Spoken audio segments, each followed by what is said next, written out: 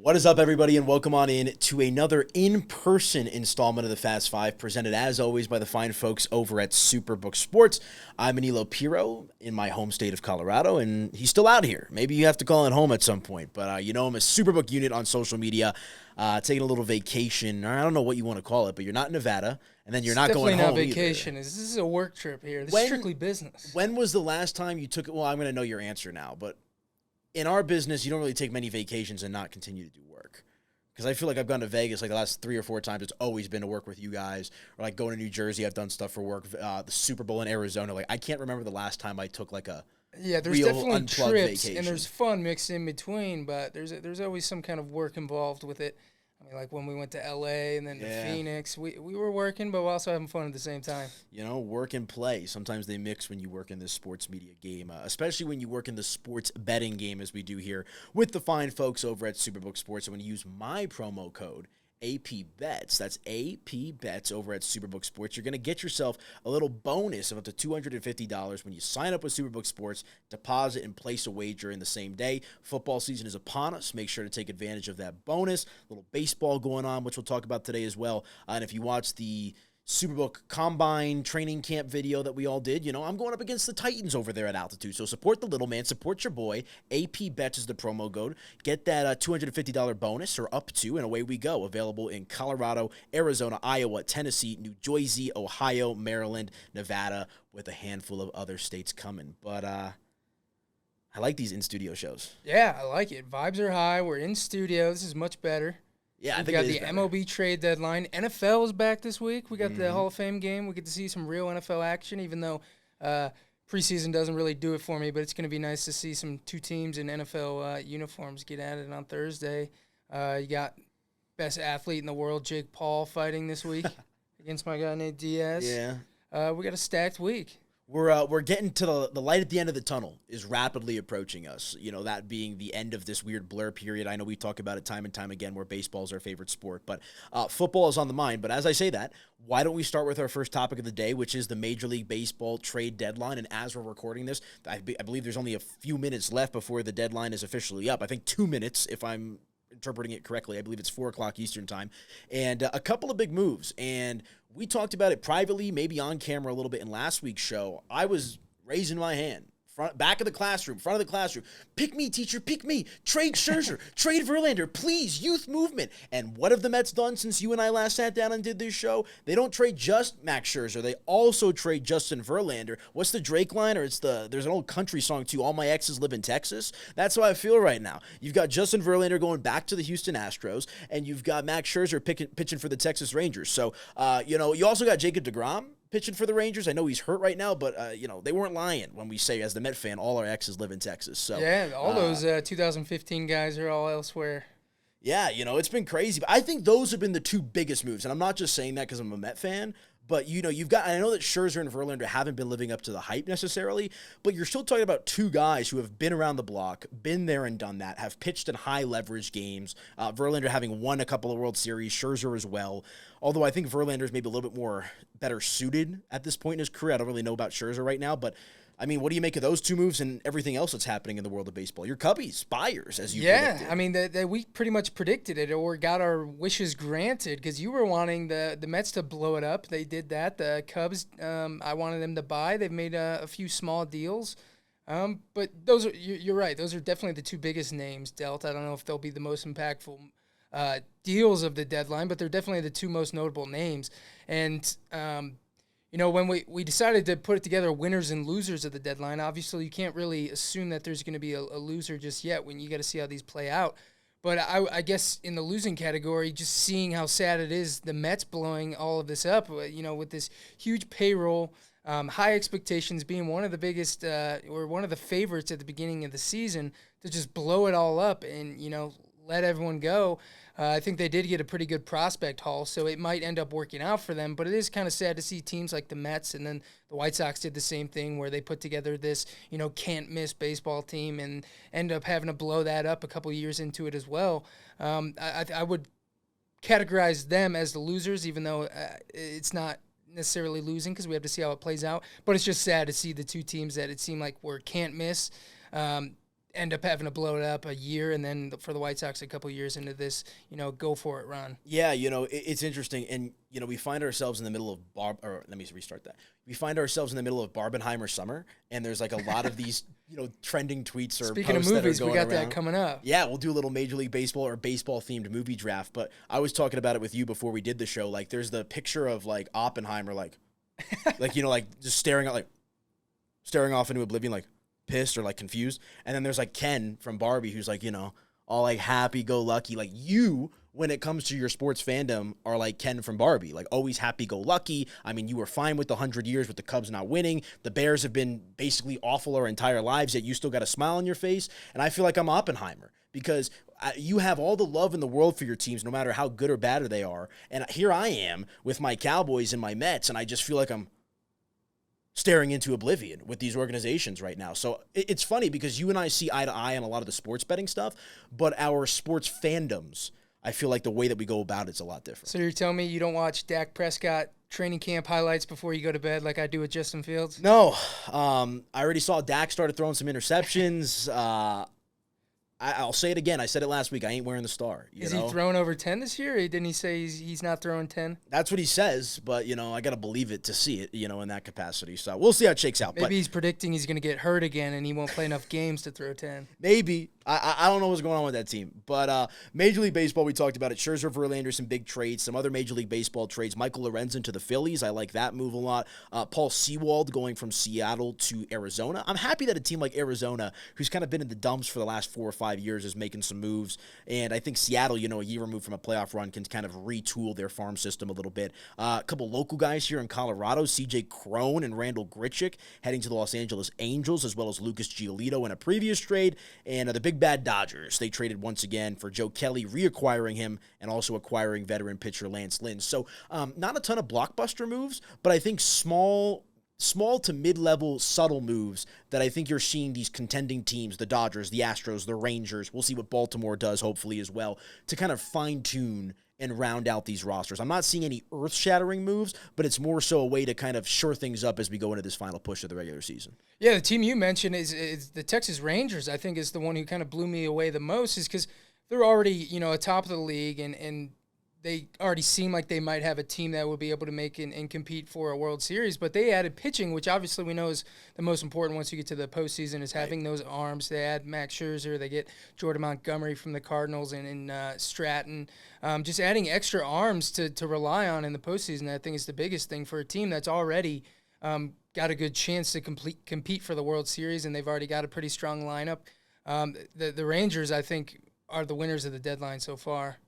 I hate to agree with you because it's not good for conversation in shows like this, but Yeah. I agree. I mean, imagine if DeGrom were healthy. They're probably not making the move for Scherzer. It would be if DeGrom, without a doubt the best pitching staff in baseball. Yeah, I mean, but you add a guy in Scherzer who I know is, getting up there in age, but is still a gamer, and I know he kind of laid an egg for the Mets and the Dodgers in big spots previously in the postseason, but, you're getting a guy who has been there and done that and has a track record of success. I think Bruce Bochy, obviously he's been an incredible manager, coming out of retirement as well. But you add a veteran to the room, mixed with that lineup that's already potent with Seager and some of these other guys, John Gray in the rotation, among others. So, I do think, like I said, I hate to agree with you for the sake of conversation, but I do think that Texas certainly won the deadline from a buyer's perspective. And I'll say it as well. Like I said earlier, I'm happy the Mets are selling. Like, I'm not trying to say that they won the deadline as sellers, but I'm happy that they're leaning into this youth movement, because I saw a lot of Met fans that were like, well, you keep Verlander and you have him anchor the rotation. Dude is 40 years old.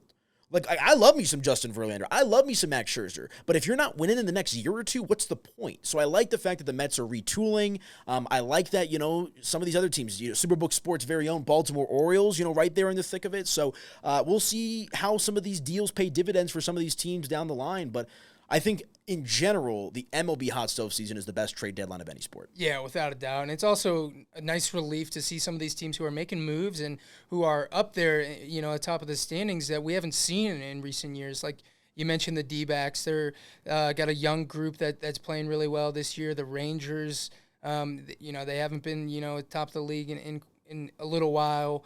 A few different teams. You mentioned the Orioles. They're going to be fun to see in the playoffs.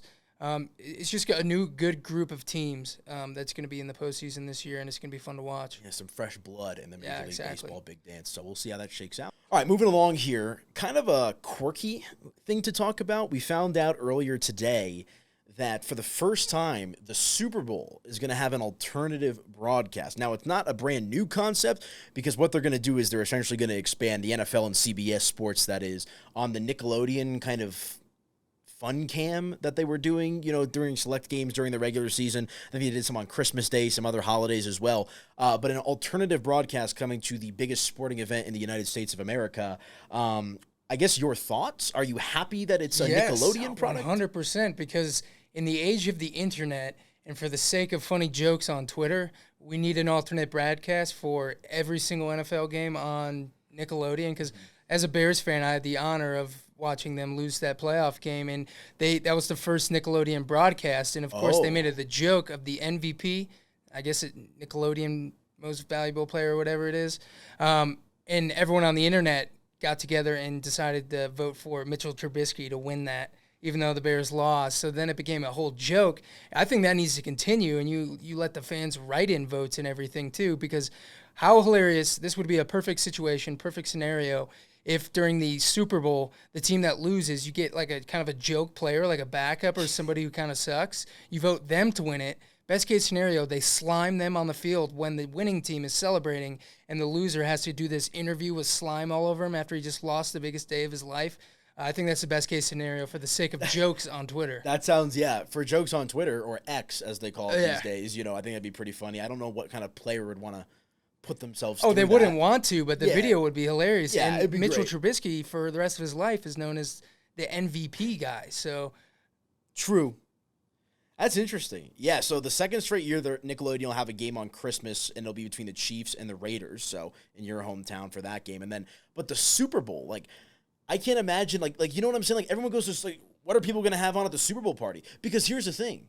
Think of it this way. How many Super Bowl parties, how many casual sports fans or non-sports fans go out to a Super Bowl party? What if you're going to a party that someone doesn't really care about the sport or care about the teams, and they have the Nickelodeon broadcast on over the actual broadcast? I feel like you're throwing a wrench into it. I don't think anyone in the right mind is going to have that in place of the regular broadcast. I don't know, man. There's some people out there, man. There's some people that, they do it for the fun or to have some drinks or have some food, whatever it might be. Some people might think it's they have an alternative broadcast with SpongeBob SquarePants and Patrick Star. Absolutely, I'm going to watch that. Game-winning field goal of the Super Bowl, you've got SpongeBob's face in between the goalposts to win the Super Bowl. It's going to be a funny sight to see. I'm ready.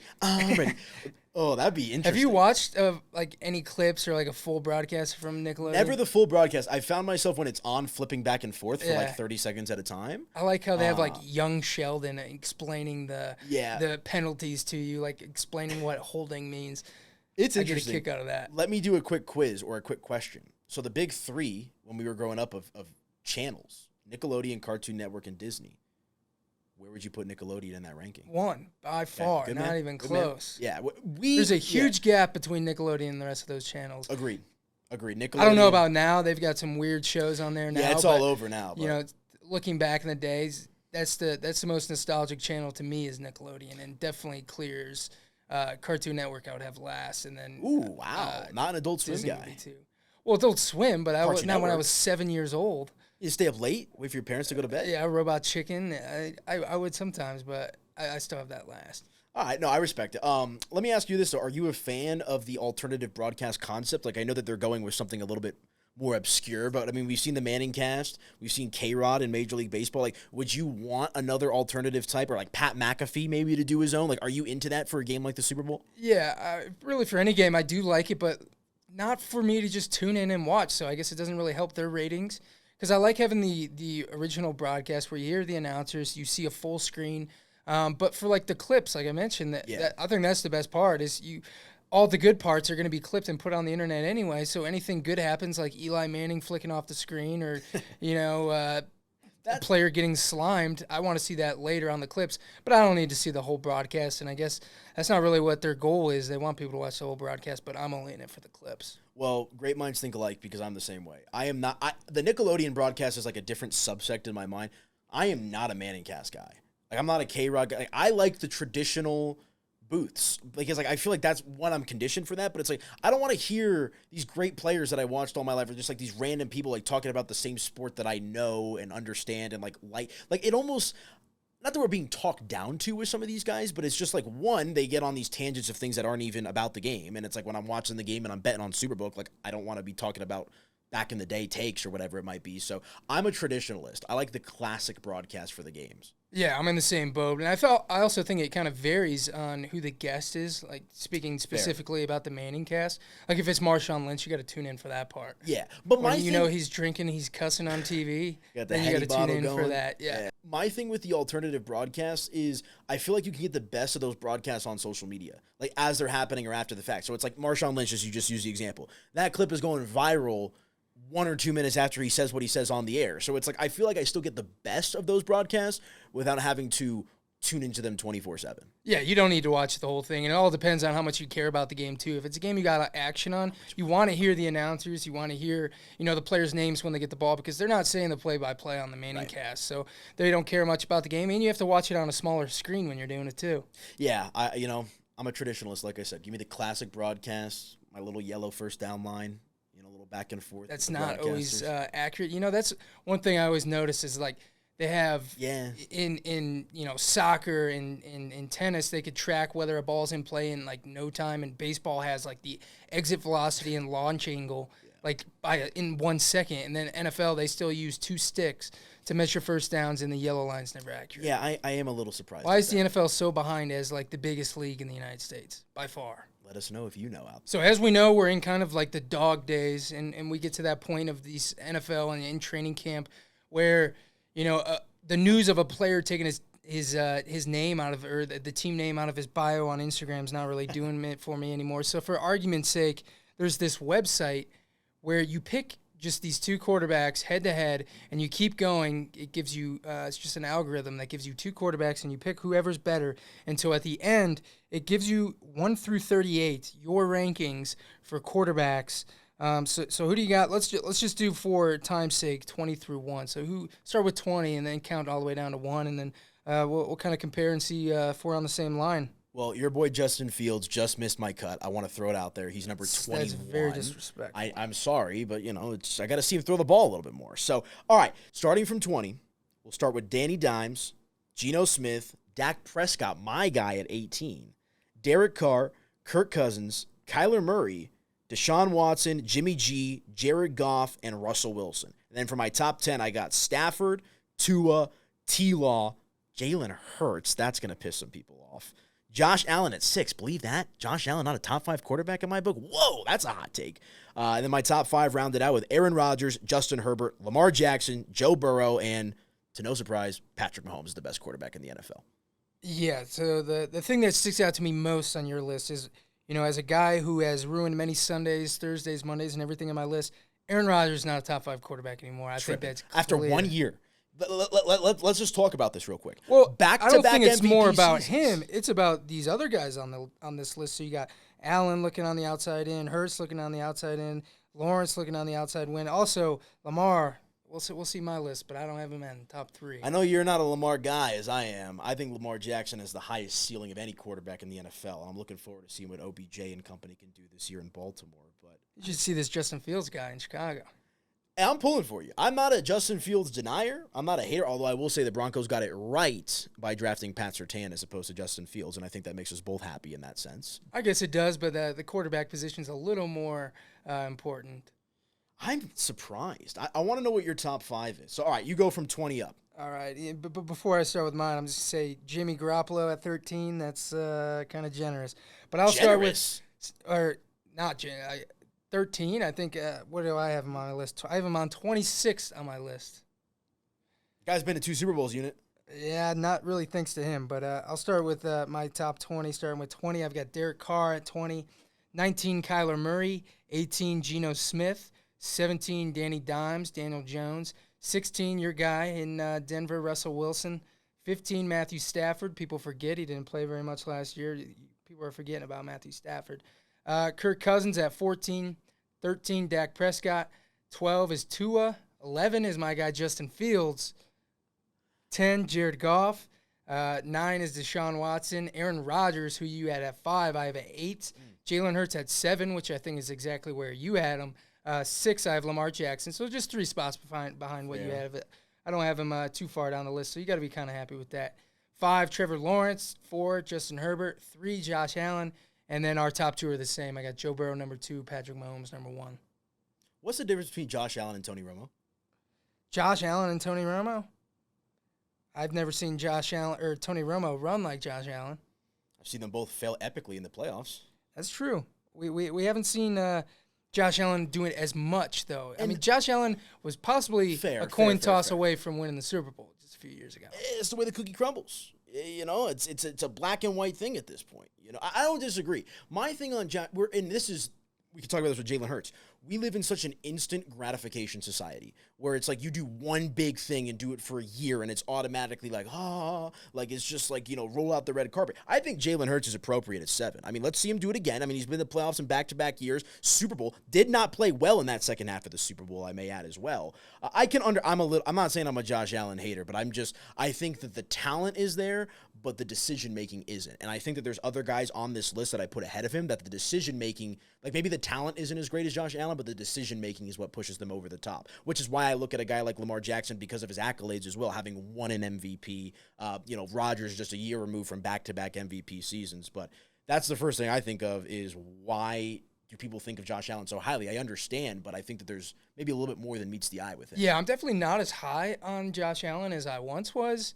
And he's on the Madden cover this year. Yeah, but we'll see if the Madden curse is true. But I think Mahomes kind of broke that, so I don't think that's a thing anymore. But for Josh Allen, I'm not ready to give up on him yet. I mean, I know he's made some bad decision-making, late last season, actually throughout all of last season, but I'm not ready to give up on him yet, and I was extremely high on him.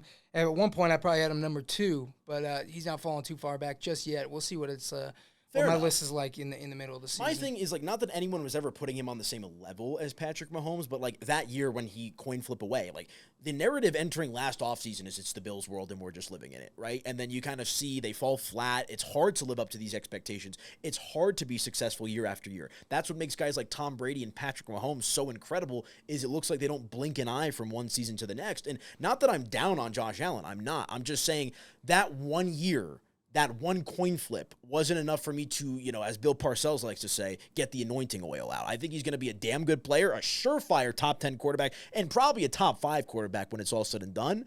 I'm just, like I said, we've seen Joe Burrow get to these points. We've seen Joe Burrow lead his team. We've seen Josh Allen also kind of lose some games or throw some bad picks or make some boneheaded plays. So that's where I'm at on that one. I've also got to say, how the heck do you have Dak Prescott at number 13? You don't think Kirk Cousins, Matthew Stafford, Russell Wilson, Kyler Murray, Derek Carr, you don't think any of these guys are better than Dak Prescott? Game for your life? You're taking Dak Prescott over these guys? Well, I don't know if I would say game for my life. This is just how the quiz is ranking my quarterbacks after picking the one, the 2 matchups. But I'm not as down on your guys as you are. Dak is, I think he's appropriately ranked on my list at 13. He's behind Tua. He's behind Fields. He's behind Goff. He's behind Watson. And you've got Watson behind him on yours, don't you? I think you've got Watson ahead. What has Dak Prescott done in the last 3 seasons that has helped this team win big games? Can't get the spike down, boneheaded play. Think about this. You can't beat Brock Purdy in a revenge spot. The year after a boneheaded play with a healthy team for the most part, you go into San Francisco and you lay another egg against a rookie quarterback who makes himself look like he's John Elway or Dan Marino. It's about the clutch factor. Because here's the other thing. Didn't the week before he blow out Tom Brady whatever. Like, okay, a banged-up Tom Brady who rode off into whatever you want to call it. That's not an impressive win. What was impressive about that? I mean, when has Dak Prescott lived up to the hype when it's mattered most? Well, it's not like I have him top 10, top 5 on my list. He's at 13. I don't think that's anything to say is crazy. Stafford has won a Super Bowl, and you have Stafford below Dak Prescott. Yeah, Russell Wilson has older. won a Super Bowl. This is next year. Matthew Stafford is much older. I would take you put Matthew Stafford on this Cowboys team, I think we're in the NFC Championship game. If not the Super Bowl, lock it in. I don't know about That's that. That's why Dak just doesn't do it for me, man. I'm sorry. I'm not trying to make this a Dak Prescott segment, but I don't know. I think the rest of your list is solid, though. I guess Fields is a little high. I like that you have Goff in your top 10, though. Yeah, Goff is. I think I've said it on here before. Even though I have Hurts at 7 and Goff at 10, I still say that Jared Goff's the best quarterback in the NFC going into this season. Definitely. You think Jared Goff's better than Jalen Hurts? Yes, yeah, I do. And so all of these people who have Jalen Hurts as like their, I mean, we probably have him on the low end as most people would have. I think that's about as low as you could have him. Yeah, but he's got one of the most easy positions in the NFL. He's got stacked weapons. He's got maybe the best offensive line, probably the best offensive line, stacked defense. He doesn't blow me out of the water. He doesn't, the stuff he doesn't, completely impress me. I'm not that ready to just throw him in my top 5 in the NFL when you're telling me, I know I'm a little biased with Justin Fields, but if Justin Fields is on the Eagles, you don't think he'd be doing similar stuff? Fair. That's a good point. It is, but it's also about this. I can't alienate the system because you can only play with what's in front of you. You can only play who's in front of you. You can only play the style of which you're allowed to. All right. And continuing along with our drafting festivities, we did Major League Baseball concession items last week. I think I won that one. I know you think you did too. We haven't had voting, so I'm just going to claim those 2 victories. You could claim it if you want, but any list that involves Major League Baseball concessions that has the glizzy on it, I feel like is going to take the crown. Or beer. Hey, what if you don't drink? What if you don't drink? I'm just saying. All right, I don't want to get into that argument again, but we also did college football traditions the week before, and we're going to stick with the Major League Baseball theme this week, and we're going to do, being that it is kind of the dead time, and baseball is still on, but, maybe you need something else to do because there's no NFL, NBA. Major League Baseball movies is going to be our draft of this week, and you went first last week, which I believe means it is my opportunity to go first this week, and I'm so happy because I get to take arguably one of the greatest movies of all time, in my opinion, with my number 1 overall pick. I think for anyone that is close to the age of us, a little bit older, a little bit younger, that grew up loving baseball, probably also grew up loving this movie. So for my number 1 overall pick, lock of a pick, I don't think there could be a better pick than this movie to get us started in the Major League Baseball movie draft. Number 1 overall, The Sandlot. Absolutely, positively, 10 times out of 10. I'm going with The Sandlot, the OG, Squints, the whole 9, Smalls, Benny the Jet. It's the best baseball movie of all time. It's nostalgic. It makes me feel like a kid again. It's probably one of the first movies that my dad ever let me watch or I watched as a kid, whatever it might be. The Beast with the dog and then the autograph and this and that. It does not get much better than The Sandlot. So number 1 overall pick, I'm taking the best movie off the board. It's got like I'm not a big movie guy, but I'm a big baseball guy. So I've seen like almost every baseball movie. It's got some of the most iconic scenes in just movie history. Like you got the 4th of July where they're playing under the fireworks. I post that every 4th of July. You got the pool scene with Wendy Peppercorn or whatever her name is. That's a great pick. But for my picks, I think I'm not going to stay in the PG category. I'm going to go to the a little more funnier that still hold up today, at least when it comes to comedy. But I think my first pick is going to be, I almost said Sandlot, Major League. Ooh, first pick. Yeah, they've got so many good characters in it. You got the Wild Thing with Charlie Sheen. You've got Willie Mays Hayes. You got the manager. You got all the funny fans. There's so many good scenes in that, too. So I'm going to go with Major League with my first pick.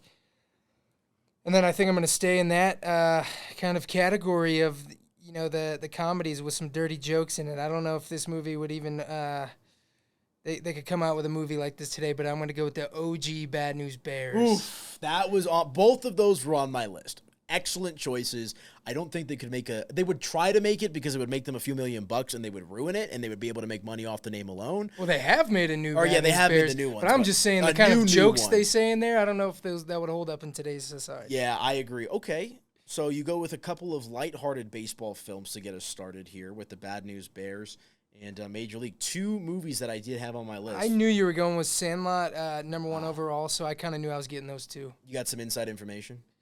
No, I could just tell that you're a Sandlot guy like myself. Fair enough. All right, well, you're leaving me with some great picks on the board here, so I get to go back-to-back with my next couple of picks.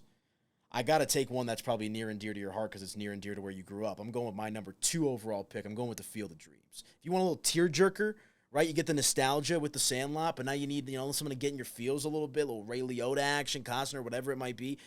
Field of Dreams. I remember watching that when they put it on Netflix back in like 2011, like staying up past my bedtime when I was a kid to watch it. I've also been to the Field of Dreams. I took like a big senior trip. My buddies and I drove from Denver out to Chicago to catch a game at Wrigley and stopped at the field on the way. So I think, one, the movie's great. It's a serious movie. And you can still go visit the set in real life, which I feel like, I know that's not what we're talking about, but to me, it's an all-encompassing film. And they play Major League Baseball games there, in and around the site to this day. It sucks they didn't do that this year, though, because the know. year before, when it was the White Sox-Yankees, it was like one of the best regular season games of the year. I think Tim Anderson hit a walk-off into the corn. I love how they started doing that, and I'm glad that they're going to bring that back. I think they're building a stadium or something. It's a good movie, but I'm more of a comedy guy, so I think you've already seen that theme, and you might see it going forward. And that's why with my next pick, I have to also go with a comedy or a lighthearted film because I don't want you to take this one. It's another one of my all-time favorites. I'll quote it all the time. Benchwarmers with my number 3 overall pick. You want to talk about a classic film? I absolutely adore Benchwarmers. And it's like one of those coming-of-age films when I was a kid. The I Am 12, that whole thing with the green crayon and the picture and the old guy, pitching to the little kids. I just think Benchwarmers is one of those movies that it's like one of those cheesy early 2000s films that still kind of cracks me up. Like, it's kind of stupid, but it's one of those things where I feel nostalgic. The jokes still resonate. They're still funny. And I think Benchwarmers will always be a classic movie in my repertoire. Anytime I think of beef stew, I think of Benchwarmers. Yeah, I think that's another movie that you could watch unlimited amount of times, and it'll still hit. But I was kind of surprised because I was doing a little research before this, and I was looking at like some other people's lists to kind of remind me of some of these movies. I didn't see Benchwarmers on any of them. I was surprised. Yeah. It took me a minute to even think of that because it was on no other list on the internet. That is interesting. I love me some Benchwarmers, so that's my number 3 pick. All right, I think I might go off the comedy. I guess there's a few kind of funny parts in it. But this is the only baseball movie that I think I've ever seen in the movie theaters when it came out. I'm going to go with Moneyball. The story of the A's with Billy Beane, and Jonah Hill's great in that movie. Love any Jonah Hill movie. I'll go with Moneyball with my 3rd overall pick. Yeah, my thing about Moneyball is while it's a great movie, it's a great movie. I really can't, there's no other way to slice it. It's just like, you're talking about a team that, like what did it amount to? Like, I don't know. Like, there's something, like, it's a great story, but, like, I feel like it doesn't have, like, the heroics, like, that, like, a Sandlot does, or a Field of Dreams with the emotion. Like, I feel like it's just kind of, like, a story, which isn't a bad thing, and I love it. Jonah Hill's character in that film is absolutely And it's incredible. something that probably will not be able to happen ever again because the A's are still kind of playing that strategy, and we see how that's working. It was one of the first biopics. Like those would become very trendy, but like that was one of the first where it was like, Brad Pitt's going to play Billy Beane and you're going to tell that story. Very good pick. I actually had that on my list, and I don't know why I didn't choose that one. I'm kind of kicking myself right now because I don't think you would have chose Benchwarmers or Field of Dreams. Maybe you would have. I don't know. Who knows? Do I have another one right now, or is that What'd you do? So I've had Major League, Bad News Bears, and Moneyball. I think that's, so I'm up again. So I'm going to go with Bull Durham. Ooh. That is one you see at the top of a lot of lists, but I don't care what anyone else thinks because that's what I think. A good minor league baseball story. It's got some great funny parts. Bull Durham altogether is a great baseball movie. Yeah, you got to love Bull Durham. I think it's a fun one. I think that's kind of a steal with my 4th overall pick. There's a lot of good options out there. I think my 4th overall pick is going to be a steal as well. It's another one on the serious tone, kind of like how Moneyball is, but with something much more serious that is the game of life. And every time I watch this movie, I find myself feeling some type of way and just kind of like the world really used to be like this and whatever it might be. And to see this story, portrayed over a movie is incredible. I'm going with 42 for my number 4 overall pick, the story of Jackie Robinson. I think it's absolutely well done. And it's a blast to the past of what the world was like at one point in time. And I mean, you just realize, you and I know how much Jackie Robinson's influenced the game. 42 retired by all Major League Baseball teams, in the sport. And I just feel like they do a really good job of just capturing what Jackie Robinson meant to the sport of baseball and to the civil rights movement and everything that was going on in the world, specifically in the United States at that time. So obviously a very serious movie, not a lot of lighthearted scenes, really I don't think any at all. But 42, my number 4 overall pick, because I think it tells a very important story in American history. Yeah, that's actually a movie that I just rewatched again recently, and was kind of reminded about how good that film was. So I do think that was a pretty good value pick with your 4th overall. And now I get to put a bow on it, don't I? Yep. Let's end it on a light note. Another nostalgic movie, one that you either had to like it as a kid or I feel like maybe you don't like it today. It's one that I growing up on. And maybe you grew up on this one too because it involves your favorite team. I'm going Rookie of the Year with my number 5 overall pick and my final pick of the Superbook Sports MLB movie draft, Rosenberger. You know, like I love Rookie of the Year, man. They play the Mets in the end. You got like the meathead guy. He's like licking his lips, like I'm gonna hit the home run, like, and then it's like just like this little kid at the end with the little floater, like looking up to his mom in the stands. And like when you watch that movie as a kid, like it kind of it does something to you of like, oh, like you don't obviously it's a movie, but like there's just something about that film that just sticks out to me. I have a lot of nostalgia. Gary Busey's in it, which is just a classic Gary Busey, scene and character, whatever it might be. So my last pick, Rookie of the Year. I think they filmed a lot of those scenes during a real game too, because I think I just saw a story about how they only had like 10 minutes or 20 minutes to film that when they had actual fans in the stadium. So that's another interesting fact about that too. But with my Mr. Irrelevant, I feel like we could do like 10 rounds of this because I have like 5 more things on my list that are 4 of them are going to have to end up being honorable mentions. But this one, I didn't think you were going to pick it. That's why I saved it for my last. Another Chicago movie that's also one of my favorite all-time movies is Hardball. It's a classic. Keanu Reeves, if you want to cry from a movie, put on Hardball and guarantee the waterworks are coming. That's a good one. That's a good one. Cucumbas, that's a great jersey to have too. You see like those jerseys around, the green jersey, Cucumbas, the G-Baby jersey. Very sad movie, but one of the best movies I've ever seen. All right. I mean, we left a couple good ones off there, too. $1 Million Arm's a great one. For the Love of the Game. I feel like that's an absolutely iconic baseball movie. Neither. I had also 8 Men Out, another White Sox one. Angels in the Outfield. It's a nice, lighthearted one. I forgot about that one. Here's one, another comedy that I had plans to take, but ran out of picks. Mr. 3000 with Bernie Mac. Yep, that's a great one. Anytime I see that on TV, I put that on for at least a little while. A lot of good baseball films out there. Yeah, it's got to be the best sport when it comes to movies, right? I think so. There's been some good football movies, basketball, Hoosiers, among others. Hockey, there's a Miracle, of course. Football, there's some good, I think the depth of the baseball, though, there's the most depth, like the catalog. I know we're both MLB Network guys, and I love MLB Network because when it's kind of a slow time or late at night, they like to play like pretty much all of these films that we talked about. No, that's great. Well, let us know who won on social media at Media by AP. I won. We actually have to decide a real winner for these now. So so let us know. That way we just don't claim wins. At Superbook Unit, at Media by AP, you know who won. I won. But let us know officially so I can gloat to this man next time we do a show. But not good, all around good films. I would watch your 5. Definitely. I think I've watched all 10 of these picks. So, all right, good stuff. All right, and that brings us to put a bow on the show. A little thumbs up, thumbs down to get us out of here. One take that we give a thumbs up to, one take that we give a thumbs down to. I started the draft, so why don't you start this segment for us, my friend? Your thumbs up for the week. My thumbs up is going to be NFL's back. The Hall of Fame game is kind of, I don't know if everybody considers it the start of the NFL season, but I do because it's teams in NFL uniforms, and I'm actually headed to Canton tomorrow, so I'll be there for the Hall of Fame, my first time being there, so I'll be out there for the Hall of Fame game and the enshrinement. Our guy, Rondé Barber, getting that gold jacket. So I think this is kind of the start of the NFL season. Get you fired up and see some real football on TV. And you can bet on it at superbook.com. That's a great point. Yeah, it's right around the corner. I'm excited for the NFL. All right, good thumbs up. I'll keep it personal with mine. 1 thumbs up for Max Scherzer. 2 thumbs up for Justin Another Verlander. Mets one. I got to go with it because I'm just so happy that they traded away all these guys and they're replenishing the farm system.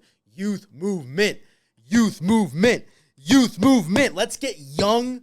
We got Alvarez. We got Beatty. Alonso can kind of be the elder statesman of the group, but he's still pretty young. Let's get some young arms up here. I'm all in on this youth movement. We cashed in arguably the 2 most valuable trade chips on the market in Scherzer and Verlander. I think Scherzer's almost 40 and Verlander is 40. Get some good prospects. Ronald Acuna Jr.'s brother being one of those prospects as well. So 2 thumbs up for the Mets trade deadline and getting off those old heads and replenishing the farm system. I like it. You think that Acuna's brother going to the Mets is going to be like a Giannis situation where he's the stud and his brothers aren't nearly as good? I hope not. Interesting to say. No, he's a pretty highly touted prospect. He is. But, I mean, even if he is 70% of the player that his brother is, as a quality player to have on your team. Yeah, so I had to keep it personal. I was always looking at Pickens from the Steelers. I don't know if you've seen kind of his comments from this week, but I was considering him as well. He's talking about An how impressive catch today I saw on social. big catches, and he says when he doesn't get the ball, like, and he knows he's not getting the ball in the huddle, like he purposely like blocks the bleep out of the other person and like makes it like a purpose to put him on his rear end. That's how it should be. Yeah, George Pickens just plays with that fire that I feel like maybe some of these guys like a lot of wide receivers are divas in the NFL these days, like, and I feel like just Pickens has like that dog in him. Like, yeah, just, like, and on that rookie edge. contract too, still. So Yeah, I'm a fan. All right, what about thumbs down? Where are you going? have you seen the new sideline hats in the NFL? Unfortunately, They get worse every single year, and I think these might be like the ugliest hats I've ever seen. I had to check to see if it was April 1st or August 1st because I really thought these were a joke. You got the NFL logo taking up one whole side, and then the team logo taking. It looks like there should be a propeller on top of these hats. They're a joke, and are people going to buy these? I don't know, but they just keep getting uglier and uglier and uglier and uglier as the years go by. Yeah, and these ones, I don't know if they can make them worse than these. Yeah, I'm with you. I hate logos or on the side of a hat. And when you have two of them, especially the NFL logo being the same size as the team logo, I'm out. I don't know who designed those, but you got my thumbs down. Fair enough. I'll stick with an NFL theme that kind of hits home locally here in Colorado. Why is Sean Payton apologizing for telling the truth? Well, seriously, what is he apologizing for? And I understand, like, Hackett came out and was like, oh, we broke the code. You don't throw your other coaches under the bus. And I understand that. We are such a soft society. All Sean Payton did was tell the truth. That's all he did. The truth hurts sometimes. The truth ain't easy all the time. It's football. You're supposed to be tough, right? I mean, I wasn't around the team like a lot of other people here at the studio where I went to training camp last year, watched the whole night. I mean, that team was disastrous. And hearing what I've heard from some of the inside and what it might be, Nathaniel Hackett didn't have a clue. And look, I understand that Russell Wilson was not very good last year. It takes two to tango in that sense. And the combination of Russell Wilson and Nathaniel Hackett was absolutely a lethal cocktail.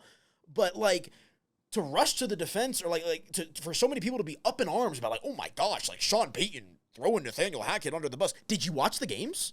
Did you listen to the crowd counting down the play clock? And I know that's on Russ. I mean, we used to have at Mile High Sports here, we had a bingo card for Nathaniel Hackett press conferences because he would say the same thing over and over and over and over. So my thumbs down is the discourse around the Sean Payton, Nathaniel Hackett situation because all Sean Payton did was tell the truth. I don't think there was any lies in his words. He didn't mince the words either, which I guess it was a little harsh, but tell the truth, you tell the truth.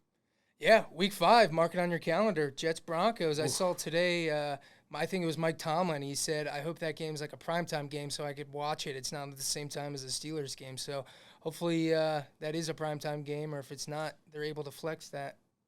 All right, that's a wrap for another in-person episode of the Fast Five. I am on social at Superbook Unit. This is Media by AP, Anilo Piro. Thanks for watching. We'll see you again next week.